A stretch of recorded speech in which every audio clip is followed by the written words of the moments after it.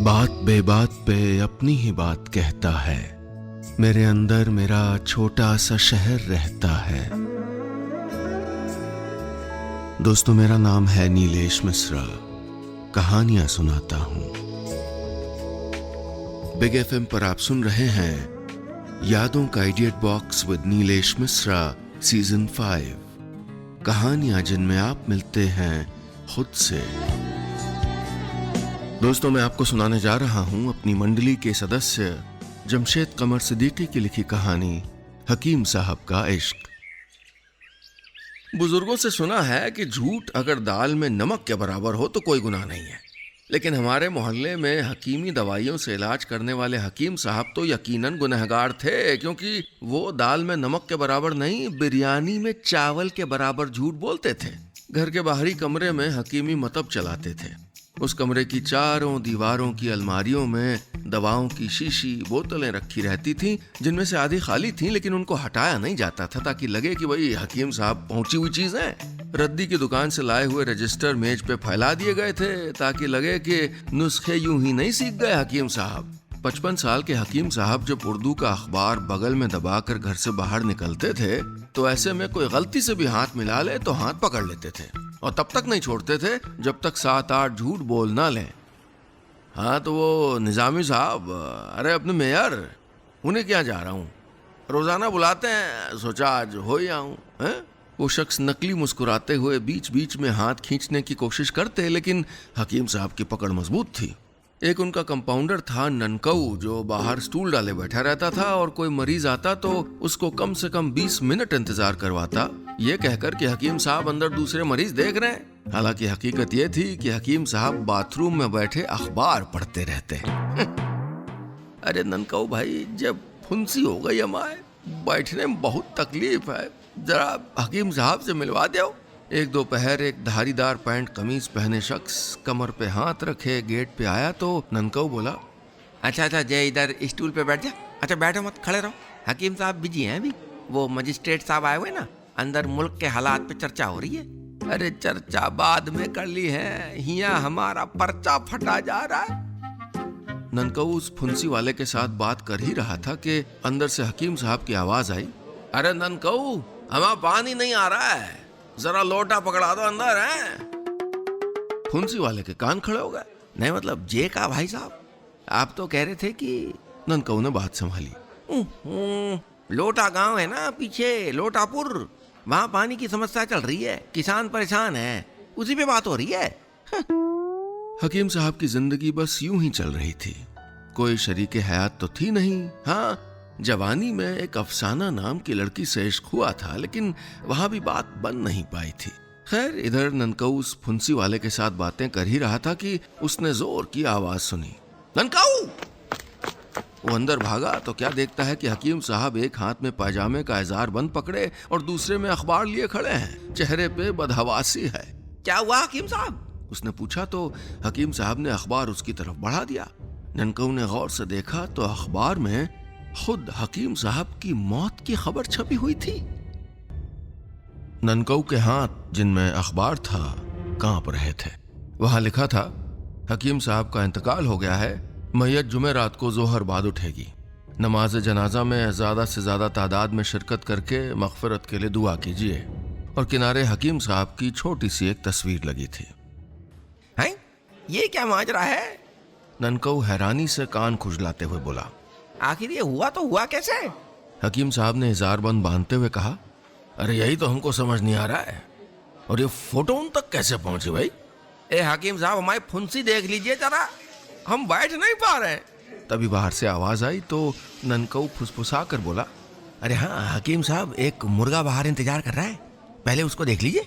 हकीम साहब ने नाम में सर हिलाया और बोले, आज सबसे पहले हम इस अखबार के दफ्तर जाएंगे और शिकायत करेंगे, माफीनामा लेंगे, तभी आगे कुछ होगा। है?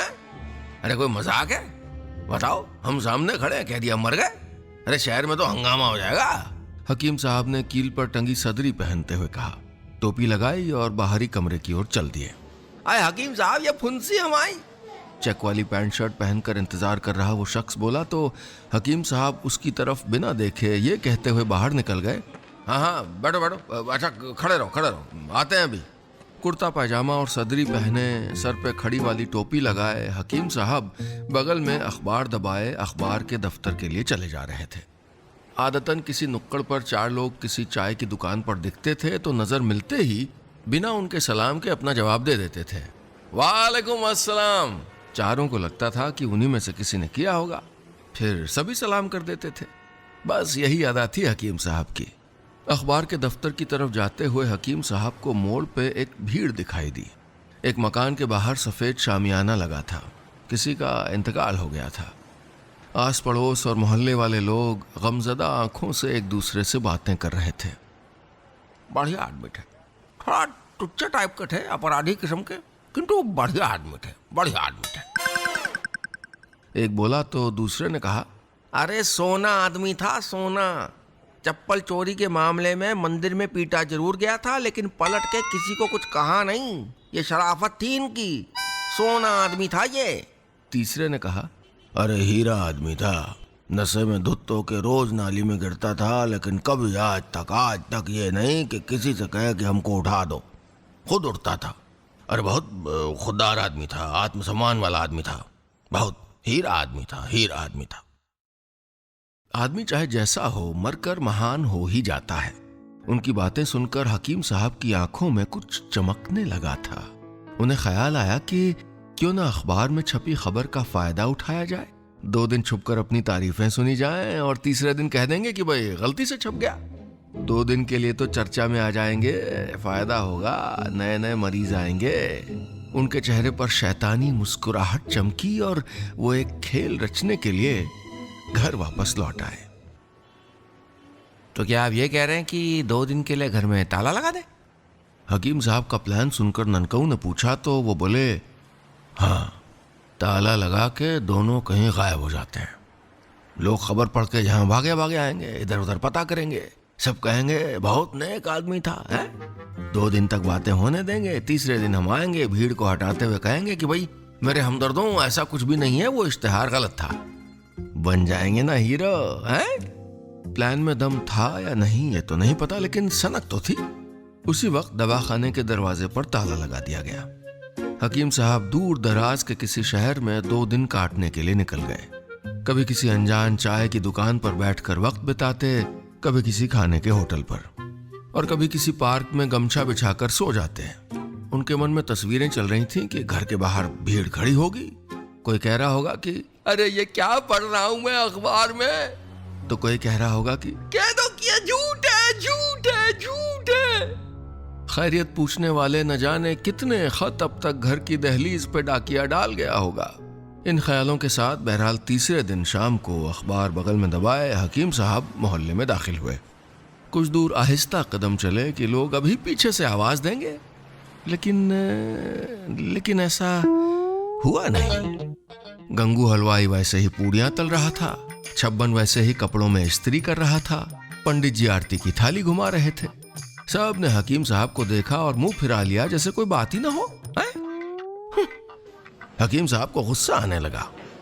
पैर पटक के झुंझलाते हुए बोले, अरे जिस मुल्क में आधे से ज्यादा लोग अखबार नहीं पढ़ते, वो क्या खाक तरक्की करेगा? कुछ देर बाद वो गुस्से में अपने दरवाजे पर लगा ताला खोल ही रहे थे कि ननकऊ आ गया। कोई आया ही नहीं, ना किसी ने पूछा, बस ये कुछ खत आए थे उन सारे लोगों के हैं जिनसे आपने उधार लिया है, पूछ रहे थे कि आप जिंदा तो है ना। हकीम साहब ने खत उसके हाथ से लिए और गुस्से में एक तरफ फेंक दिए।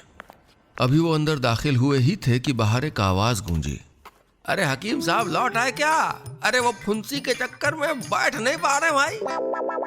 आओ तुमको बिठा दे हम कायदे से, आओ आओ और अंदर आओ तुम।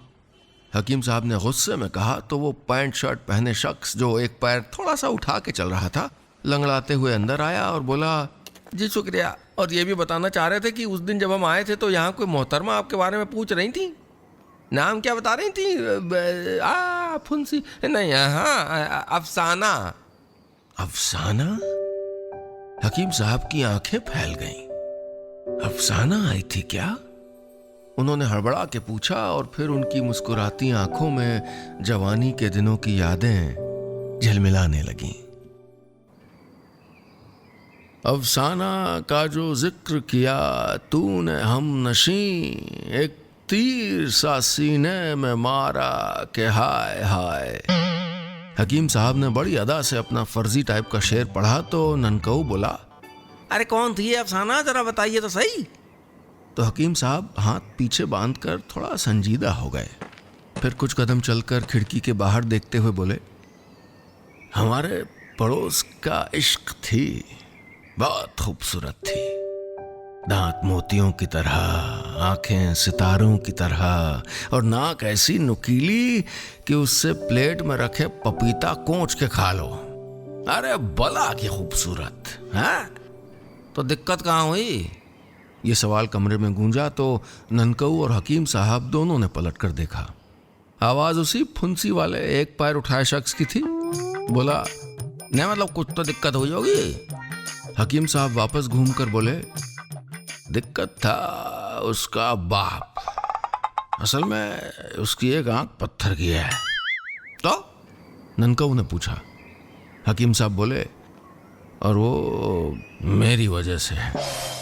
उन्होंने बताया कि अफसाना उनसे और वो अफसाना से मोहब्बत करते थे। अफसाना पढ़ाई में बहुत अच्छी थी, उसके घर में अमरूद का पेड़ भी लगा था। अच्छा, हकीम साहब उस वक्त जवान थे और अफसाना को इम्प्रेस करने के लिए पत्थर मार के अमरूद गिरा देते थे। एक रोज जब उन्होंने पत्थर उछाला तो वो जाकर अफसाना के अब्बा की आंख में लग गया। उस दिन के बाद से वो हर किसी को एक नजर से ही देखने लगे। झूठ बोलने में चैंपियन हकीम साहब उस दिन तो झूठ बोल के बच गए कि भैया पत्थर किसी और ने मारा था, लेकिन एक रोज हकीकत खुल गई। अफसाना को पता चल गया कि पत्थर उन्होंने ही मारा था। गलती हो जाती है, तुमने जानबूझ के नहीं मारा होगा, लेकिन तुमने मुझसे झूठ बोला। मुझसे? आइंदा मुझे शक्ल मत दिखाना तुम। यही कहा था अफसाना ने और वो फिर कभी नहीं मिली। तो ये बात है, पैर उठाए हुए उस धारीदार शर्ट पहने शख्स ने कहा तो हकीम साहब ने मायूसी से कहा, हाँ लेकिन अब क्या फायदा। वो बोला, फायदा कैसे नहीं, उन्होंने कहा था कि वो 4-5 दिन बाद आएंगी, कोई ना कोई उनको मिल जाएगा। अरे वो आएंगी इतवार को। हकीम साहब भाग कर उसके पास पहुंचे। क्या कहा तुमने, सच में वो इतवार को आएगी है? अरे आराम से, अरे दर्द है, अरे हाँ हाँ हाँ हाँ वो आएंगी। हकीम साहब का चेहरा खुशी से खिल गया। ननकऊ से बोले, चलो गलत इश्तिहार से कम ये फायदा तो हो गया कि पुरानी मोहब्बत फिक्र में ही सही एक बार के लिए लौट तो आई है। पुराने इश्क की यादों से हकीम साहब का चेहरा खिल गया था। वो एक बार, सिर्फ एक बार अफसाना को ये कहते सुनना चाहते थे कि मैं तुमको बहुत प्यार करती हूं, काश एक बार तुम लौट आए होते। अफसाना के आने की खुशी में हकीम साहब दीवाने हो गए थे। वो अब कैसी दिखती होगी, मुस्कुराती अब भी वैसी होगी ना। चेहरा शायद थोड़ा बदल गया हो, वजन शायद थोड़ा बढ़ गया हो, बाल लंबे हो गए होंगे कि छोटे। सोच सोच के उनके पेट में हौलन होने लगती थी। कभी इस कुर्सी पे बैठते, कभी उस कुर्सी पे, कभी उचक के कमरे के किनारे रखे बेड के बक्से पे बैठ जाते। अरे लेकिन आप इतना खुश क्यों हैं? ननकऊ ने हकीम साहब से पूछा। वो तो आपको मरा मान के आ रही है। हकीम साहब बोले, यही तो बात है, लोग मरे हुए के बारे में कभी बुरा नहीं कहते।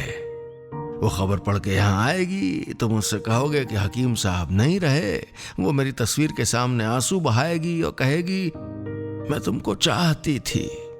बस इसके बाद मैं पूरा राज खोल दूंगा, लेकिन इस बहाने उसका सच उसकी जबान पे तो आ जाएगा।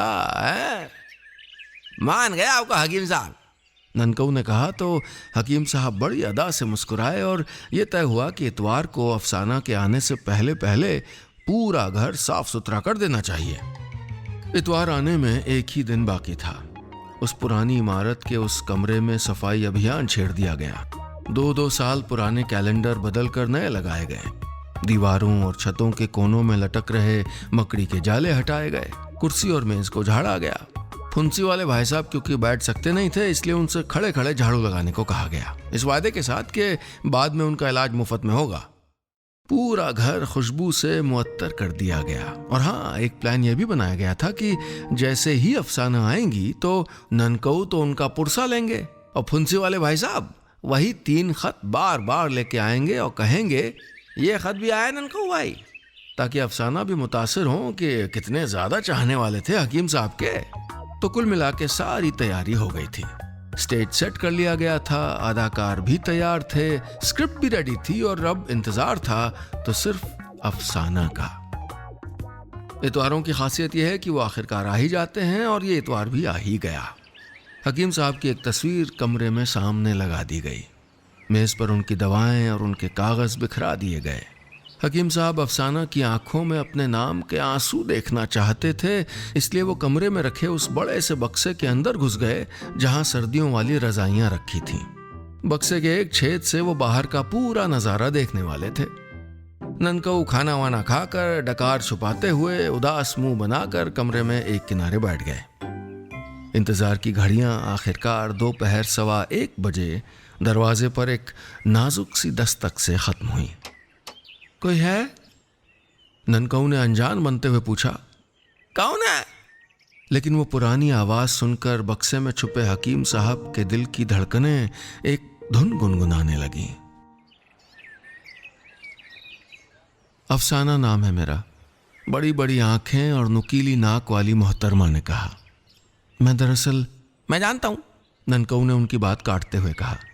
जानता हूं सभी आ रहे हैं पुरसा देने, लेकिन अब क्या फायदा, जाने वाला तो गया। अरे सुनिए, तभी फुंसी वाले भाई साहब लंगड़ाते हुए आए। ये खत बिल्कुल अभी आया है हकीम साहब के बारे में, कहते हुए उन्होंने खत मेज पे रख दिया और चले गए। अफसाना ने सामने लगी हकीम साहब की तस्वीर देखी और उसके कुछ करीब गई। जवानी के दिनों की वो ब्लैक एंड व्हाइट तस्वीर, वो उसे गौर से देखने लगी। रोने से अब क्या फायदा, जाने वाला तो चला गया, ननकऊ बोले। तो अफसाना ने पलट कर देखा और बोली, आपको शायद मालूम नहीं, ये जो कुछ भी। अरे सुनिए, तभी फुंसी वाले भाई साहब लंगड़ाते हुए दोबारा आए। ये खत भी बिल्कुल अभी आया है, ये भी हकीम साहब के बारे में। वो खत भी वो मेज पे रख के चले गए। उन्हें जाता देखकर अफसाना ने तिरछी सी मुस्कान दी, फिर तस्वीर की तरफ देखकर बोली, वाकई कुछ लोग कभी नहीं बदलते। ननकऊ बोले, अरे जो बदल जाए वो आदमी कैसा, हमारे हकीम साहब तो हीरा आदमी थे, बल्कि मोती थे, मोती। और उसकी आंखों में आंसू आ गए। अफसाना कुछ कदम उन खतों के पास गई जो मेज पर रखे थे। उनमें से एक खत उठाकर ननकऊ के पास आई और बोली, हाँ लेकिन सारे मोती सच्चे नहीं होते। मैं आई तो इसी उम्मीद से थी कि शायद अब सब कुछ बदल गया हो, लेकिन यह तमाशा देखकर लगता नहीं कि कुछ भी बदला है। सच बोलना किसी भी रिश्ते की पहली शर्त होती है और तुम्हारे हकीम साहब पहली शर्त ही हार गए। फिर से खत उसकी तरफ बढ़ाते हुए बोली, यह खत उन्हें पढ़ा भी देना, चलती हूँ, कहकर वो मुड़ी और आहिस्ता आहिस्ता कमरे से बाहर चली गई। ननकऊ को तो कुछ समझ ही नहीं आ रहा था, उसका मुंह खुला का खुला था। हकीम साहब हड़बड़ा के बक्से में खड़े हुए और सर से रुई हटाते हुए बोले, कमबख्त खत इधर देना। उन्होंने जल्दी जल्दी खत पढ़ा। लिखा था, जनाब हकीम साहब, हमारे अखबार ने गलती से किसी और की मौत की खबर और उस पर आपकी तस्वीर लगा दी है। आपने ये तस्वीर अपने हकीमी दवाखाने के इश्तिहार के लिए कुछ साल पहले भेजी थी। इस भूल के लिए माफ़ी चाहते हैं। हमारे अखबार की एडिटर अफसाना ज़हीर अखबार की तरफ से पर्सनली आपसे माफ़ी मांगने आएंगी। हकीम साहब और ननकऊ एक दूसरे को यूं देख रहे थे जैसे किसी ने ठग लिया हो। दोनों सर पकड़ के बैठ गए। अरे हकीम साहब, अब तो चला भी नहीं जा रहा, देख लीजिए ना। तभी वो फुंसी वाला धारीदार शर्ट वाला शख्स लौटा। हकीम साहब ने गुस्से में उसको देखा। कुछ देर बाद दवाखाने से उन भाई साहब के चीखने की आवाजें गली के बाहर तक आ रही थीं।